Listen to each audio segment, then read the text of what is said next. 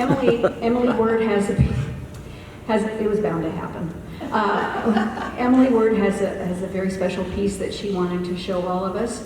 And then the next person unveiling is our youngest member here is Mathew, and he took a class yesterday and he's done a wonderful job, and he is so excited to show it to you. So he will be the second person unveiling, and then we'll move on and alternate sides. Let the show begin. So I am not a kaleidoscope artist, but I am a quilter.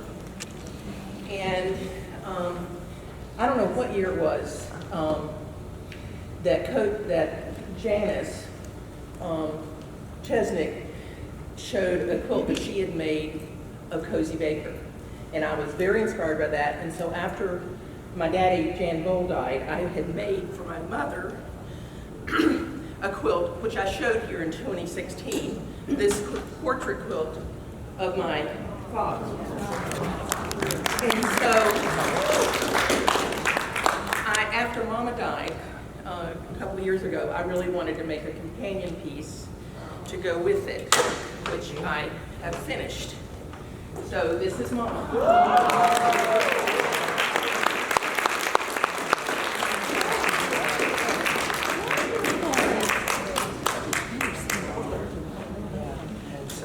So that was all. I was very pleased with the way it came out. I think it's wonderful. It's wonderful.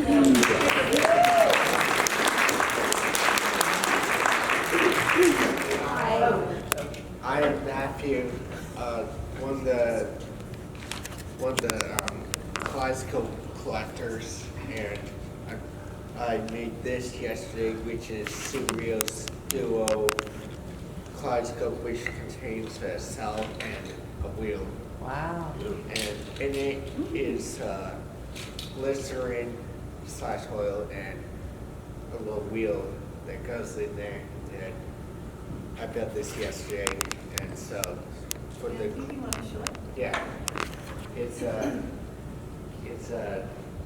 it's cool because once you can There you go. you can turn it around and right here it's what you would call a kaleidoscope from a professional artist. So this is my work / her work. So.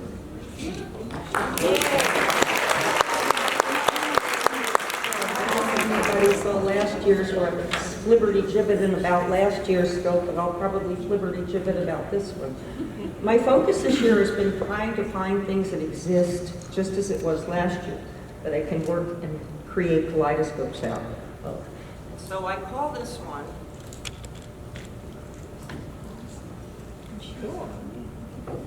Flashy. Now, let's see what happens here, because, of course, the lights are bright, so you need to know that when you're in a darker room, you're going to see more. Also, you have to deal with the fact that there's a certain focal length, as there are in all of the kaleidoscopes, where it's going to be a perfect focus, whereas a little bit of this way, a little bit of that way, not so much. So when you find your perfect spot, you put it on the table, then turn it on.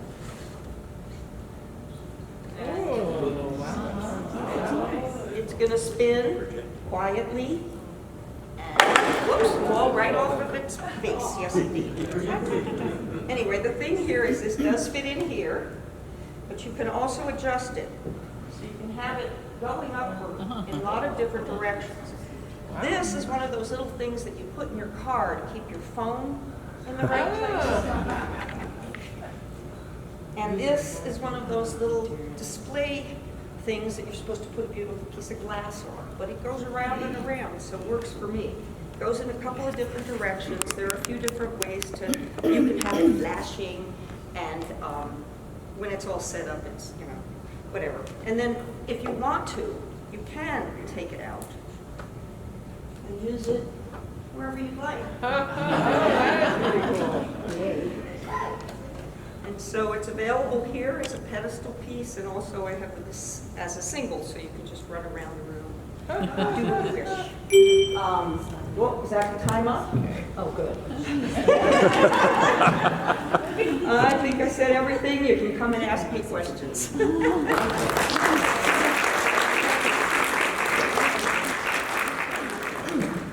Good morning. Good morning. I was here, and I have the turning point.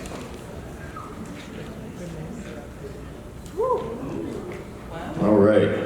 Yes, and I need to thank Koji for introducing me to making a stained glass kaleidoscope from scratch. And that's partly why this is called Turning Point. Also, listening to Tyrone Davis in my kitchen while I was making this thing.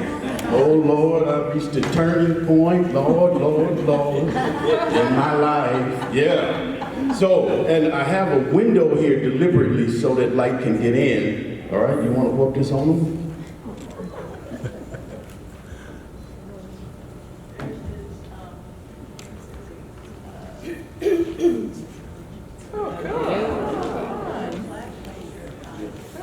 Where's the flashlight? Okay, all right. No, it's not. Try my phone.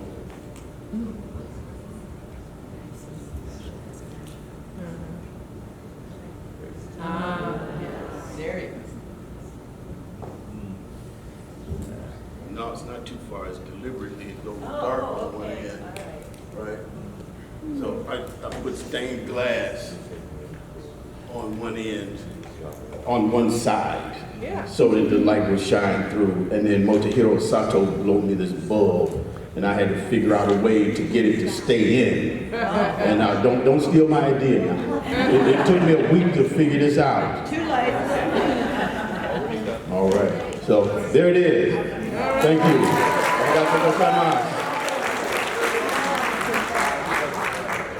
I'm Marshall Fisher. Every year I puzzle. My wife would say I obsess. What kind of kaleidoscope to unveil. This year I was having a conversation with our good friends Cheryl Cook and Scott Cole about this. By the way, they asked me to tell you that they really miss being here this year and they look forward to seeing you next year. Good. We were discussing about Nebraska. We didn't know very much about Nebraska, but we said, what do you think of when you hear about Nebraska? Well, we said, well, we think about steaks, and we think about corn. And we thought about, could we make a kaleidoscope out of a steak? And we concluded that would be too messy. But then we thought, well, corn. So I think Scott suggested, why don't you make a kaleidoscope out of an ear of corn? Yes. Which is a very Scott-like thing, too. Yes, absolutely. He takes to make kaleidoscopes out of the most unlikely objects. So I did.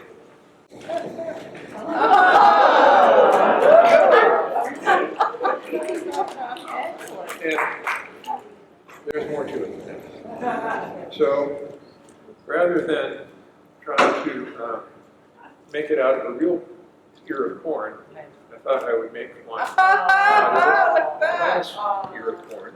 That's great. So this is a 2-mirror kaleidoscope with a dry cell, and the outside is covered with hundreds of tiny fused glass kernels of corn, which is an exercise in patience, if nothing else. So let me see if I can show you this. Can we aim the other way toward the lights, maybe? Oh, okay.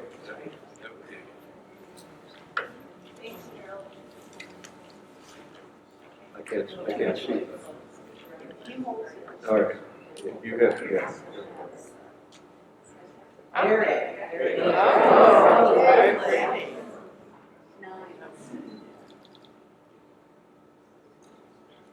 That's very nice. That's lovely. There we go. Okay, there are some little kernels of corn in there. Okay, so there we go. Thank you. Here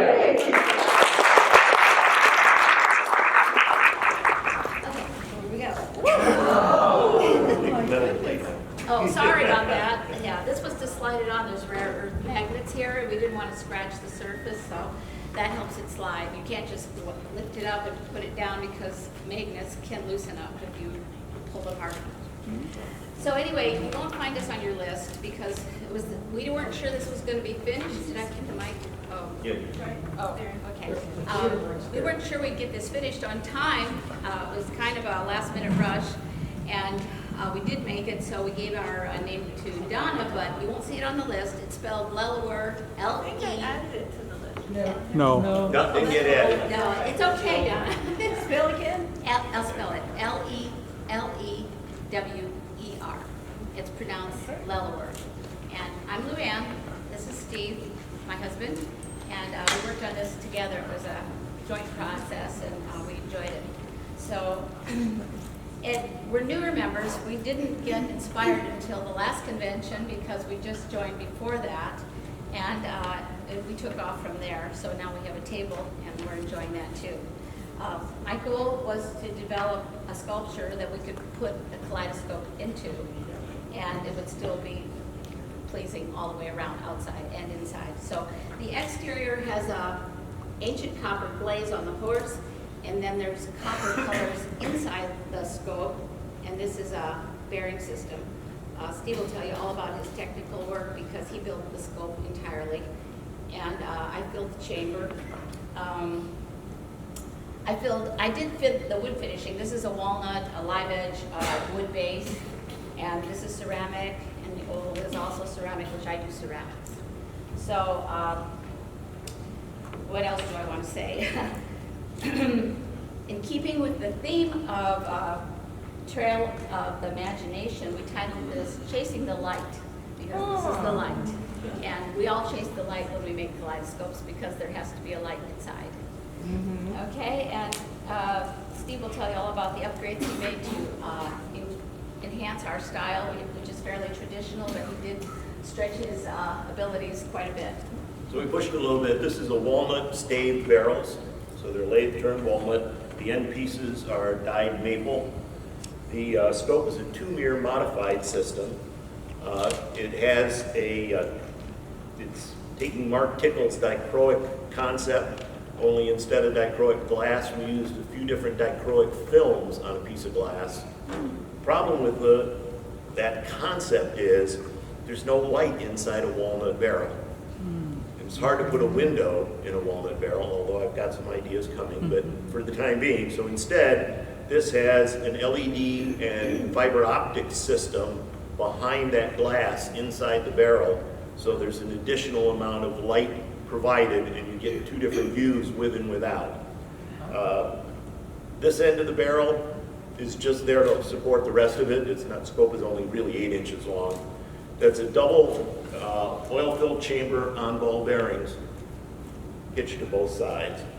So, and Dan Land, I got to thank him. Unfortunately, he's not here either, but Dan was the one who pushed me to go to the ball bearing system, and it's really worked out nice for all of our scopes. So I think that's an LED puck light on the bottom, battery powered, and then Oh, wait, here's the lights for the... and then there's also another button to push to light up the LED system inside the scope. There's a small box here that So lights I'm up going the... to rotate this so you can get a little view. See if you can see there. And we don't need your flashlight. You've got it wrong. Yeah. Is it going to show up there? It's got a lot of copper, gold, and green in it. Beautiful. Well, you're welcome to come up and take a closer look. Thank you. I'm going to get out of here. Up to the... Pull it up. Anyway, it was another really cold February day, and I was watching golf, wishing I was there. Closer. Pull the, Anyway, wishing I was, and she came bounding in the room saying, "You did such a great job as my apprentice last year. I'm going to make you a partner this year." And I said, "Partner, wow, does that mean I get to sign our reveal?" And she goes, "No, you're the junior partner." Junior partner. I said, "So what are my duties?" She said, "Well, first and foremost, you have to get my double caramel macchiato latte for me first thing in the morning. While you're at it, you need to round up all our supplies. and you can sweep the floor. And I said, well, wait a minute, that sounds like I'm still your apprentice. And she said, well, yeah, but this year you've got a title.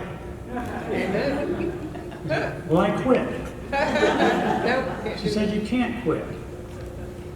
Why can't I quit? She said, well, 58 years ago you said, I do. And I said, damn, I knew it was going to bite me on the ass. Anyway, after we got the organizational chart straightened out, we came up with this item here that you see a lot of in the countryside. Especially Nebraska. And my lovely assistant here will now demonstrate how it works. Guys, it does not hurt to suck up once in a while.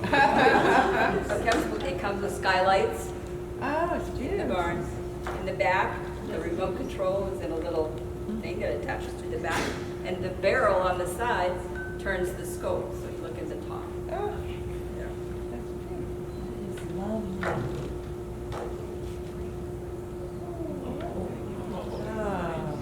Yeah. This is really an morning, isn't it? You can see the light changes color also. And it also had to have a little rooster weather vane. So we saw these all the way through Nebraska as we were coming, so. Then you just put it down. Oh, I see. There are cows in there. And it's got a little barrel over here for grain, they're storing grain there, and in the back is a little holder for the light attachment. Oh, that's clever. Yeah. Joe Roetker, my wife Sue is back there. This is not a unveiling of something totally different. It's pretty traditional, but it's unique. And I asked the shop the other evening whether I could show it, and they said yes. It's a very traditional scope.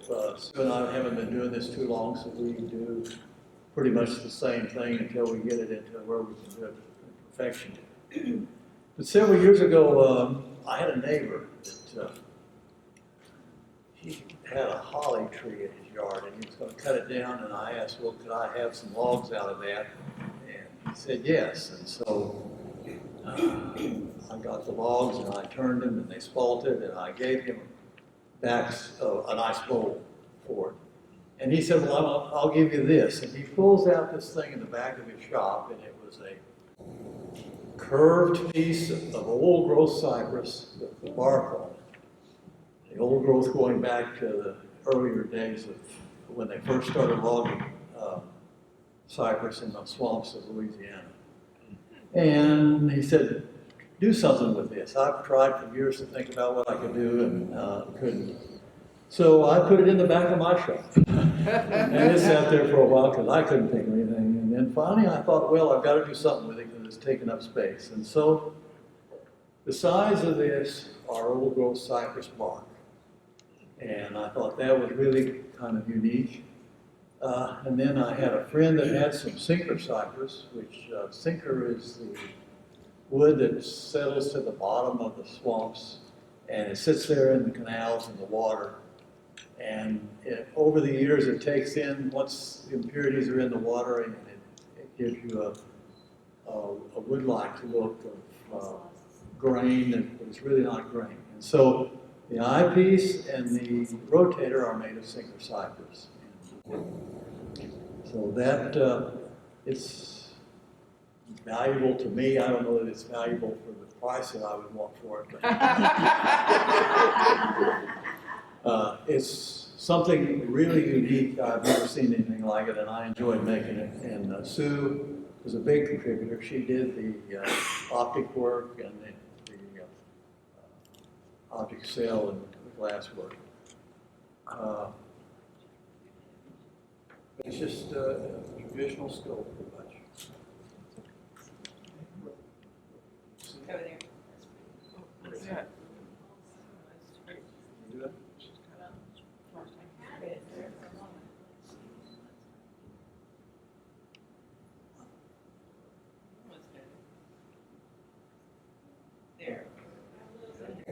Get the window.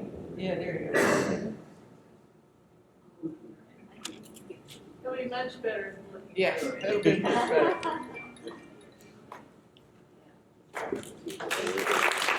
Good morning. Good morning. I'm Sue Rioux. And she has a hoodie on because she was. I'm going to tell a very, very quick story that I told last year, so some of you know it, but there's new people here. So last fall, or a year ago, I took a friend to the middle of nowhere in Maine to look for moose because she'd never seen one. So we went into this little store and we're looking around, and the guy came from out back and he looked at us and said, "Do you eat kale?" And we looked at each other like, "Why? You know what?" And I said, "Why?" And he said, "Because your license plate says kale I do." It's Kaleido.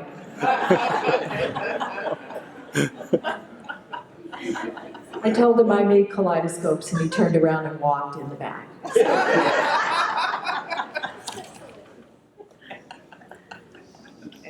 Okay, I'm going to unveil her.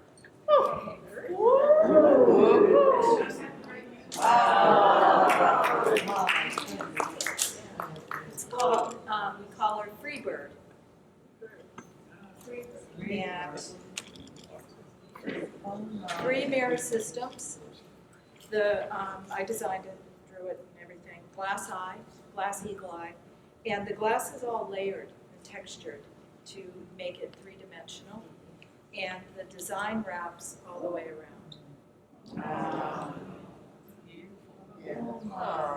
So my vision was she was on a tree, a tall tree, and this is what's behind her in Nebraska, a lake and the mountains. I didn't put a cornfield, although that's a cornfield. So it wraps all the way around. It's on a live edge piece of olive wood, which was a cutting board that I found at Home Goods and bought them all. And Gary, my boyfriend, cut the end off where the handle was. So you never know when you can find places that will work. You gotta keep thinking. So it's a one of a kind. It has my signature. Nobody else does these because it's crazy. It's too long to do. It takes too long. So just me. So anyway, come take a peek. Freebird.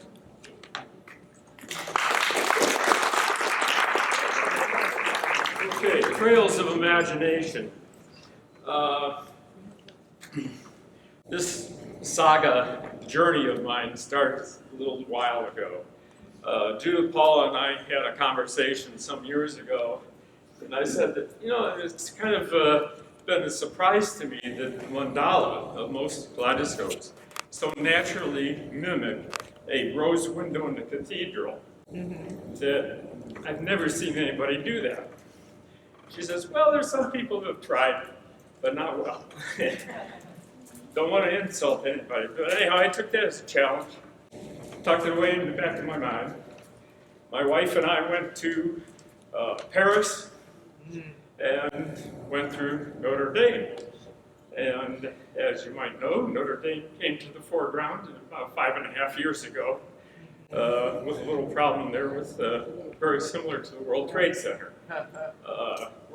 Notre Dame was made 1365 is when they dedicated it, so it's about almost 700 years old, and it really has an integral part of the French psyche. So it was a catastrophe when it burned down. So they spent close to $1 billion to reestablish or to refurbish it. Judith, Paul, when we were talking about the pros and cons or what the concept might be, sent me her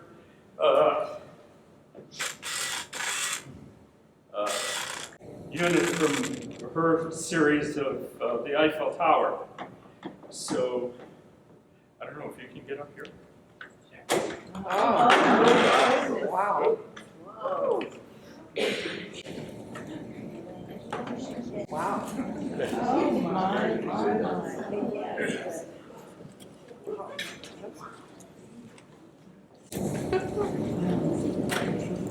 kaleidoscope is here.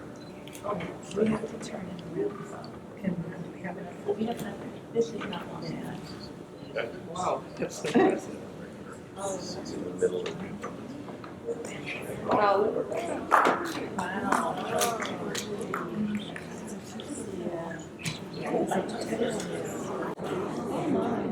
Wow. Wow. So, this is kind of an amalgamation of concepts over time. And my son, who's a physicist, helped because he does a lot of 3D printing. So he got me started on this. I had to go back in the STL files, and I won't trouble you with all the technology with it, and redesign on a CAD drawing about the interior to fit all the guts in there. I didn't put a fan system, so I'm a little concerned about overheating. But in here, there's intro lighting on a variable rheostat type of thing, so you have control of that. There's a speed control on the motor. It's reversible, goes both ways.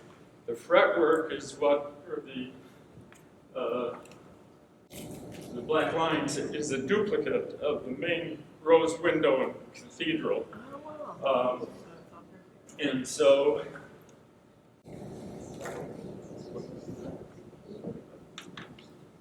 that's right.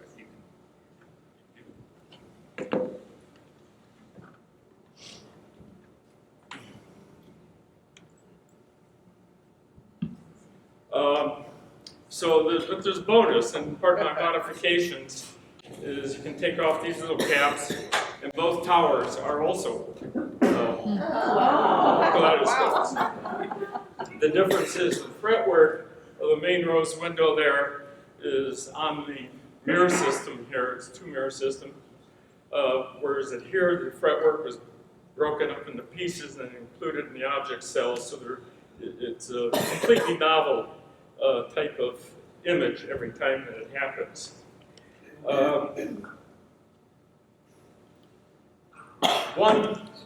One of these is more of the blue typical things. Oh, wait a minute. Maybe it's overheating here. Yeah, turn it on. Turn it on. Oh my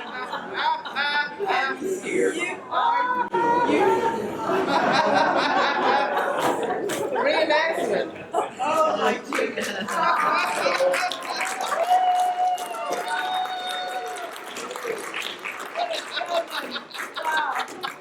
Anyhow.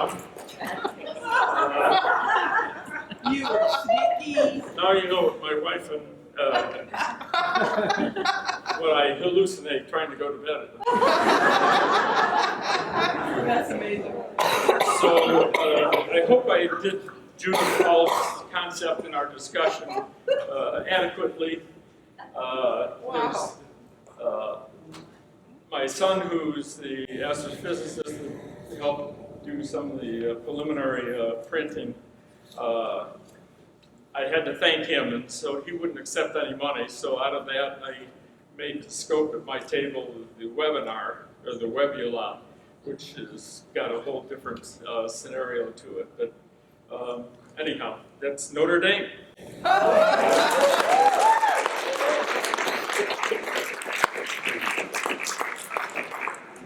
Wow. Good morning, everybody. I'm Karl, and this is my daughter, Lauren. Before I get started, I have to tell a funny story about Lauren. When she was very little, we visited a friend's house, and we were visiting the friend's house, and Lauren said, "Dad, where are all their kaleidoscopes?" I said, "Lauren, not everybody's as crazy as we are about that." So anyway, I have a new piece to unveil today. This one I'm calling Trio Interchange. It has 3 different cells. There's an oil-filled cell. That's all lampwork parts. And then the idea is that you can interchange your own parts and pieces, because I felt like there weren't very many in the marketplace that you could add your own things. So that's the idea behind Trio Interchange. Yay.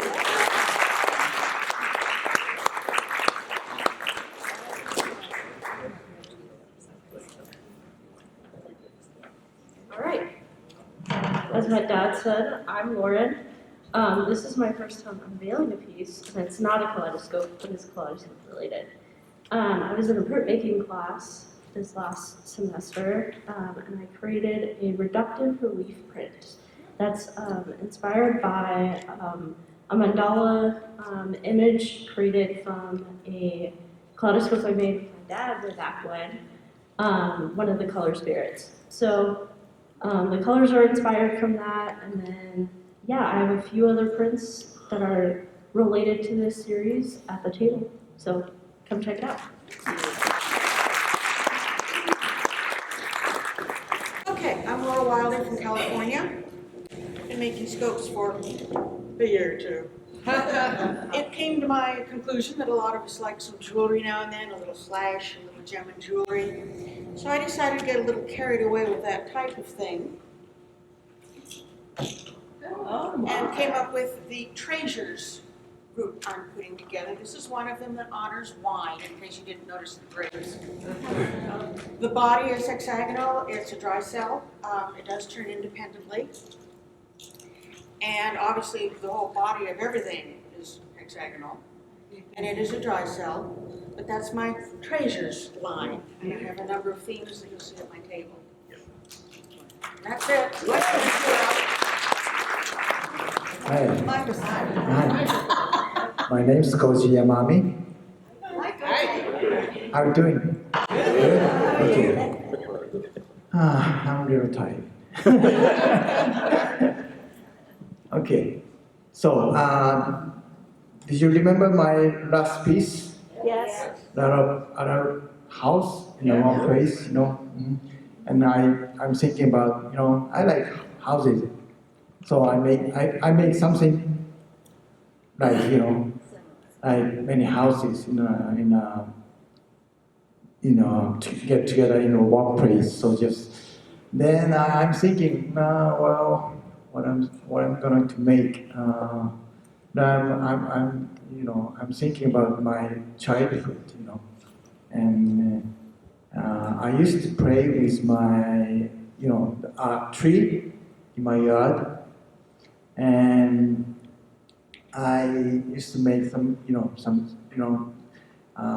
not house, but little space that I can stay on the trees. Yeah? So maybe I can make something to do with it, just that reminds me that tree house. So, well, okay, I'm going to make something on the tree. So. Then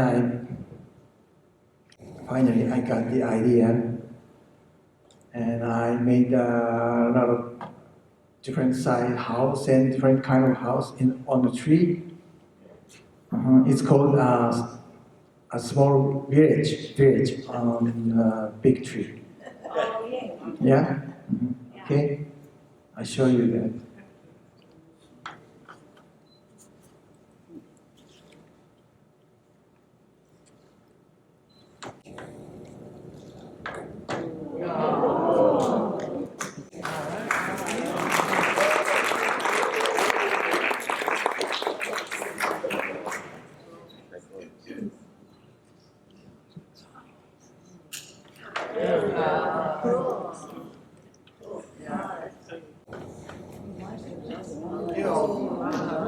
This is tree.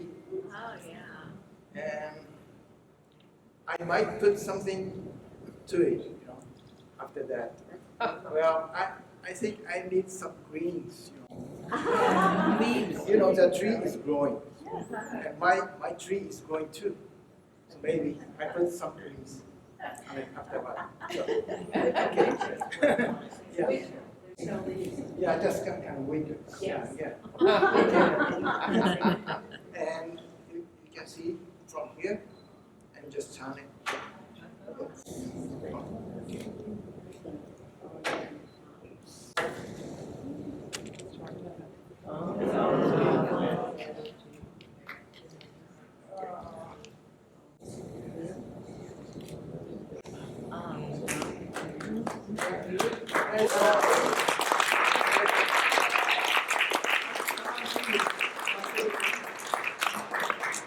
come and see me at my table. Thank you.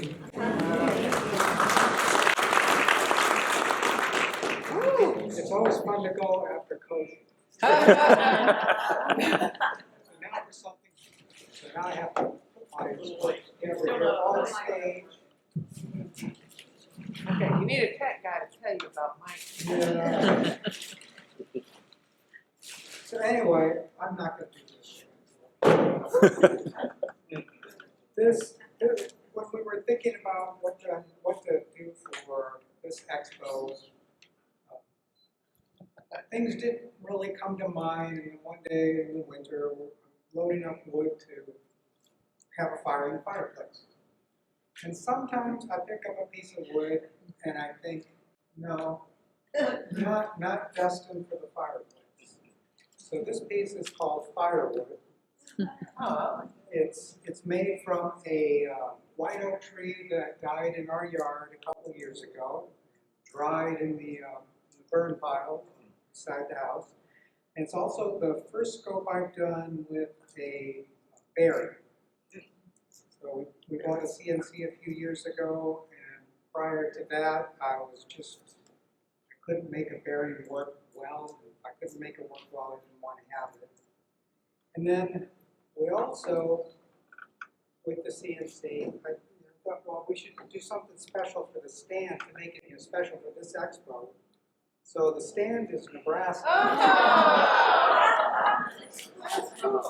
And then the back is engraved with information about this expo. Excellent. Remember when we put it, yeah, it's a 2-year.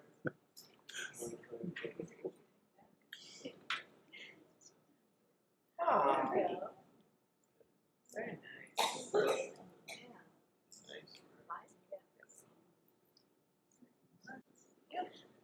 Ta-da! Okay. Okay.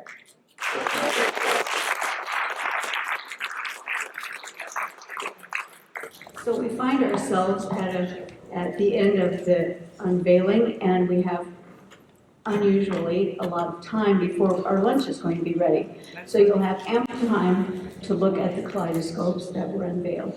But really quick, I meant to ask earlier, of those people that were at the earliest conventions, what is their memory of that first convention? So you'll have an idea of some of the memories you'll take with you the first time. Carolyn?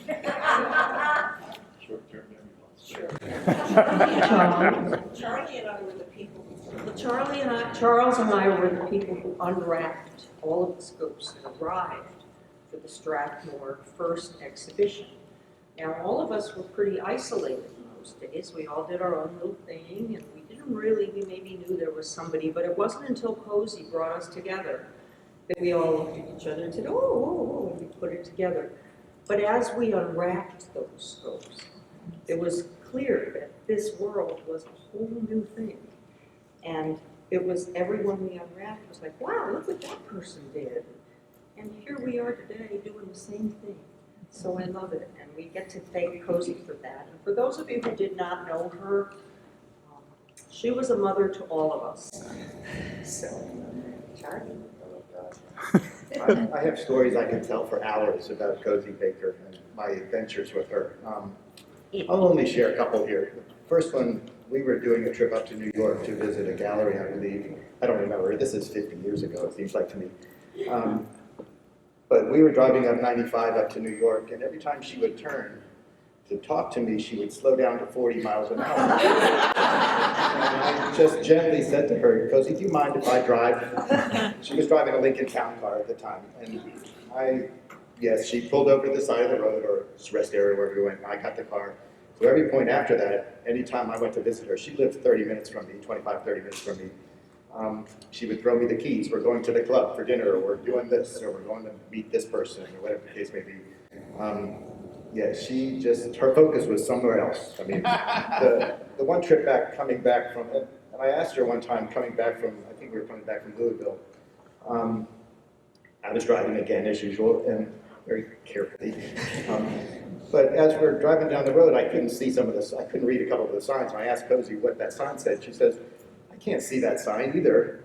It's a blur. And I said, well, what do you see inside kaleidoscopes? And she said, just color, just color. So I'm not really sure what she was actually visualizing inside this, but it did bring her peace, that was for sure. I was making kaleidoscopes for 4 or 5 years before I met her. She found my work in a gallery in Annapolis, and she called me one day. This was, I guess, right after she was deciding she wanted to write this book, her first book. And I'd bought an old farmhouse in Damascus, Maryland, and my brother and I were building a deck off the backyard. And he's holding the beam, and the phone rings, and I grab the phone, and the next thing you know, it's this crazy lady talking to me who wouldn't let me get off the phone. My brother's yelling at me, and I'm holding the phone in one hand and trying to help him with the other hand. Well, that conversation went on for about 40 minutes, I think, and she didn't really let me talk much. She just was on and on and on and on, and needless to say, we became really close friends. I mean, I saw her literally once a week, I think. Just whenever someone would send a kaleidoscope to her, she would call me and say, come over here and look at this. So I would help her give information back to the artist in some sense for some of the earlier days. What else do we want to know about Cozy Baker? It could go on for hours. This was, I mean, I've been making kaleidoscopes for 45 years, so this was 40 years ago, I guess, when I first met her.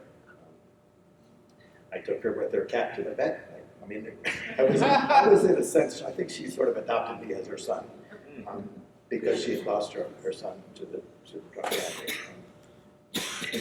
Oh, we want to talk about the first exhibit. Yeah. We have all day. I just remember receiving boxes and opening these packages, and some of them were just, the workmanship on a lot of the things that came in were just exquisite. I mean, woodworking, some of the glassworking. I was a little disappointed by what I saw inside the kaleidoscope in some cases, only because they weren't clear, they weren't in focus. And I always thought the kaleidoscope was really about the image. It wasn't specifically about the outside box. I mean, the box is what attracts your attention, but the image is really what the kaleidoscope is about, and the changes that happen in the kaleidoscope. But I've seen over the years how things have improved and gotten incredibly, the creative possibilities is endless, as we can see with what people are doing here now. So yeah, it's really been quite an adventure for all of us, I believe. And I think we all sort of consider ourselves as one big happy family now. Great cousins. My first encounter with Cozy was she came to my studio, which at that point was a real kind of crummy place. Had to walk through the pigeons and all that. But she came up and I was making some scopes, acrylic scopes, and she looked at all of them and she selected the largest of them. And as she left, she said, you know, dear, bigger is always better. That's how I met Cozy.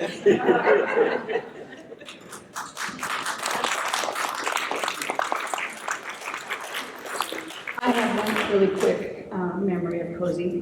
Steve and I had been at an art fair on the East Coast, and so we wanted to stop and see Cozy.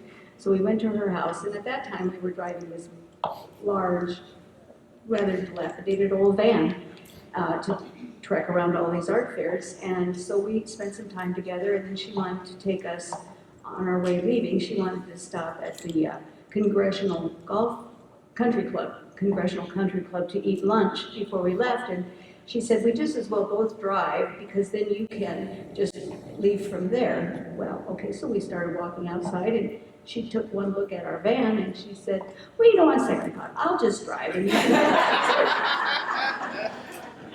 apparently her neighbor had warned her when we drove in that there was somebody driving a very strange vehicle to her. Yes, yes. Yeah, absolutely.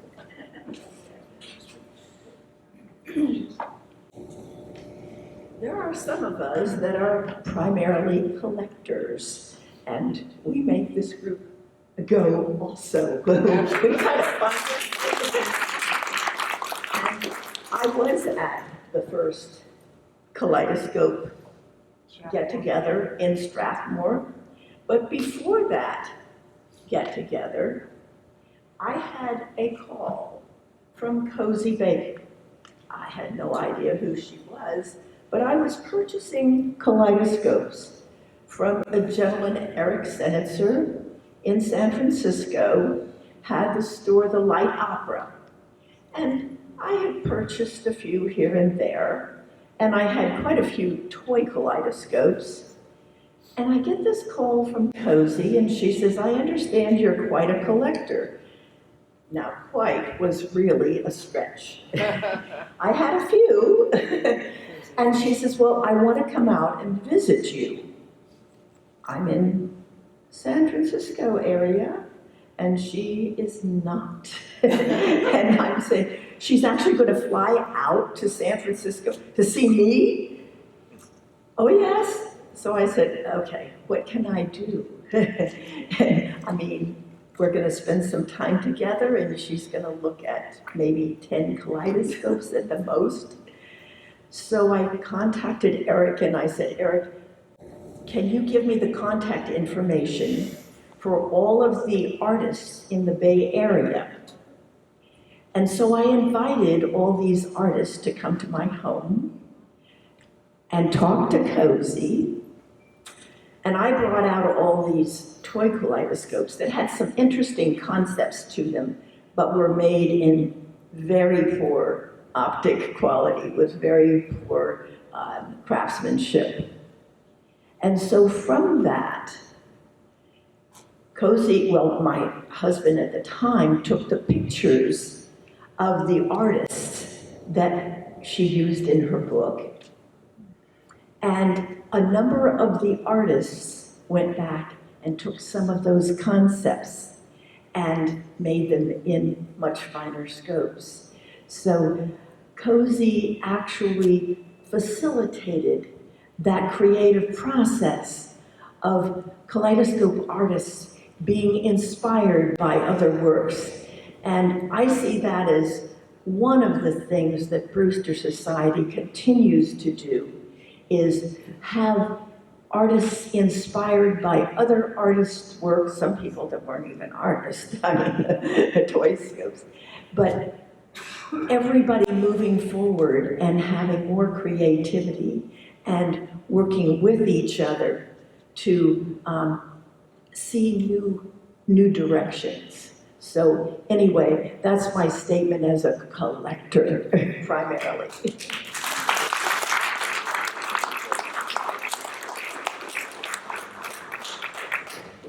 Would anyone else like to have a minute to say something?